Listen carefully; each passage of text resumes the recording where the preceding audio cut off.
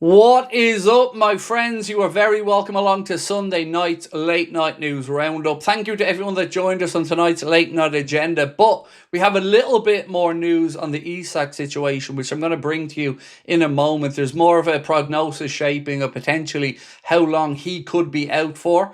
We're also going to take you through the very latest in the race for Antoine Semenyo, as it looks like Liverpool are well and truly losing ground there. We'll talk a little bit about Harvey Elliott, but I want to kick off today's video by just giving you a flavour of how the Liverpool fans are feeling right now. I asked people in tonight's late night agenda to vote on not whether they're on a slot in or on a slot out. I asked one simple question: is the style of football that we play under Arne Slot boring to you? 86% of the people that voted said yes, the style of football under Arne they find boring. And look, we are winning games. That is very welcome. Currently joint with Chelsea in 4th place, 5th place on goal difference, but on points tally we're right there with them. We do have some work to do to catch up with the likes of Aston Villa, Manchester City, and of course league leaders Arsenal.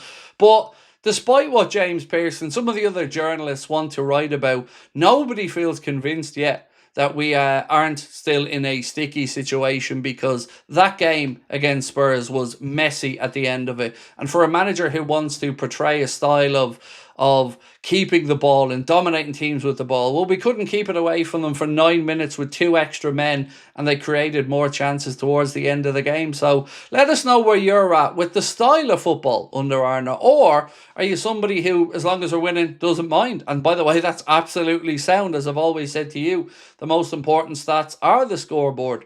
But I'm not convinced that we're out of the mess yet, nor am I convinced that the style of football that he's playing with is one that's, well, enthused on by many Liverpool fans. So look, let's talk about Antoine Semenyo now.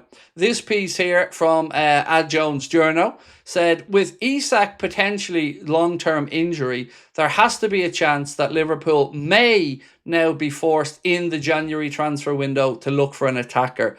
Antoine Semenyo, who has a £65 million release clause, is admired by Liverpool. But it isn't just Liverpool, and we're going to move on to talk about exactly that now. David Ornstein said this: whilst Liverpool are said to have a great admiration for Antoine Semenyo, Manchester City and Manchester United are emerging as the leading contenders for his signature, with Liverpool not moving to the same extent. Let's see if anything changes with Isak's injury. And this, again, is open to interpretation of how lagging behind are we? Is there a chance that we will move on and try to sign Antoine Semenyo? We're going to talk about a club he's turned down in a moment. But another option that could potentially be there for us, and credit the guys at LFC Transfer Room for stating this. They talked about Harvey Elliott, and they simply say, bring him home. More than ever, we need as many options up front as possible, and Harvey has always been a dangerous option up front when played at the wing. So here's the situation with Harvey Elliott currently. He is at Aston Villa. We know that. If he plays X amount of games, I believe it's 10, then the option or the obligation for them to buy him would be triggered. We know Unai Emery doesn't want that triggered and doesn't see his future at the club and hasn't been playing him. So Harvey's only options: stay there or come back to Liverpool. He could move to a league with a different calendar, but he couldn't move to a different league in Europe or anywhere like that. He'd have to move to the likes of the MLS, the Saudi Pro League, which, let's be honest, he's probably not going to do. So Liverpool should recall him, in my opinion, and should utilise him for the second half of the season. We know the manager is ignoring Chiesa, so even if it means moving Chiesa on and freeing up some of those wages, that would be great. You and I and everybody else wants Chiesa to play, but we've seen yet again, even when we've no wingers, and even look at Isak's injury, it wasn't Chiesa he looked to come on, it was immediately Jeremy Frimpong. That tells you where the manager's head is at with the situation in Chiesa. And as Lewis Steele reported a while ago, he thinks that Chiesa could come on and score every week from the bench and still wouldn't be started by the manager. So I'd be all for giving Harvey the second half of the season to at least go out there and play with the passion we know he has for the club. Now, David Ornstein, speaking on NBC Sports, said this: Tottenham Hotspur showed interest in Antoine Semenyo and were ready to offer him a lucrative wage package, but he is prioritising other opportunities, specifically moves to Manchester United or Manchester City. Liverpool, meanwhile, have yet to pursue him with the same intensity. Physio Scout posted this. Now, David Ornstein said that it looks like Liverpool could be looking at a fracture or a leg break for Alexander Isak. It isn't an ACL, which in itself is, of course, good news, but a fracture or a leg break, well, we don't know the extent yet because he does have to have a scan tomorrow. But Physio Scout has posted this. Unfortunately, reports are pointing towards a broken leg / ankle for Alexander Isak. A few possibilities are as follows.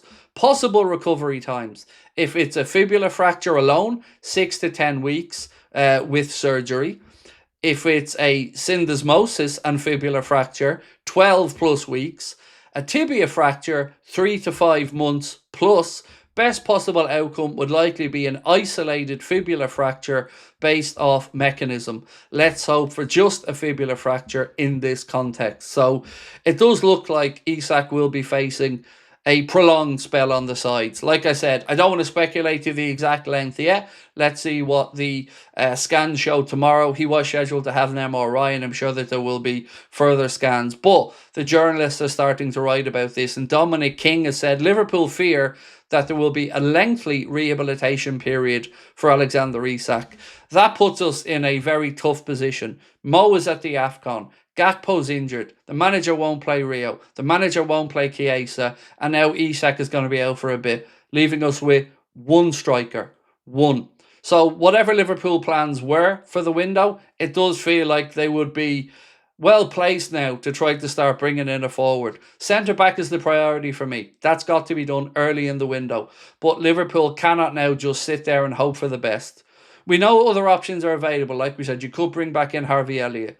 We still could get Jayden Danns back fit. But all of these are somewhat rolls of the dice. And we've seen his reluctance to use Rio and Chiesa over and over and over again. Ekitike's been nothing short of sensational. But we are running out of fit and available players now, folks. And, you know, like we've seen before with Luis Diaz, when Liverpool wanted to wait for the summer, when others made the play, Liverpool spring into action. And I hope that that's the case that they do it with Antoine Semenyo. Or if not Semenyo, maybe the guy from Midtjylland that we spoke about, the 21-year-old attacker who has 24 goal contributions this season so far. Maybe they go fully out and try to get the likes of a Bradley Barcola or whomever. We just cannot afford to just hope that this goes away, because it's going to be a problem. And the more Hugo gets played, the more likely he is to pick up a knock. He's not going to have time to get a breather. So the whole situation right now is one where it's fingers crossed. We'll let you know fully what the situation is with Isak tomorrow when more news becomes available. But I think right now, enough credible journalists are starting to write and talk about a potential fracture or break to the left lower leg. So that seems to be where we're at. It isn't great news. It isn't what we'd hoped for. And we do wish him, of course, a speedy recovery. We'll be here tomorrow. Connor be keeping you updated in the morning with a video. I'll have an early evening video and, of course, a late night agenda as well. Until then, thank you so much for your time. Appreciate your support. Don't forget to drop a like and hit that subscribe button. And we'll see you soon. Bye-bye.